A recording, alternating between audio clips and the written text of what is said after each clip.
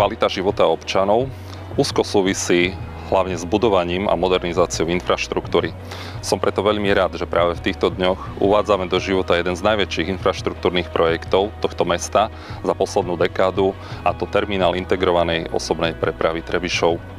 Som veľmi rád, že práve projektom, v rámci ktorého vznikli a vybudovali sa úplne nové vlakové autobusové nástupišťa, rekonštruoval a modernizoval sa celý priestor stanice, vybudoval sa nový moderný terminál, vybudovali sa nové veľkokapacitné parkoviska a hlavne vytvoril sa prepoj medzi dvoma mestskými časťami formou podchodu po celým koľajskom, prináša nový funkčný prvok v architektúre mesta.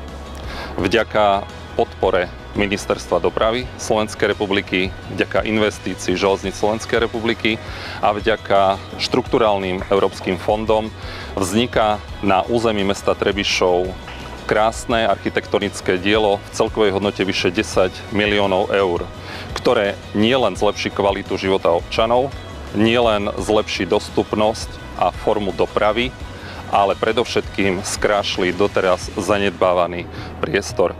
Veľmi sa teším aj faktu, že práve terminál integrovanej osobnej prepravy prináša v sebe nadčasový prvok, a to je forma integrácie dopravy, ktorá spôsobí, že začíname spájať medzimestskú a mestskú dopravu, že začíname prepájať autobusovú, vlakovú dopravu a že predovšetkým sa budeme venovať aj prepoju motorizovanej a nemotorizovanej dopravy.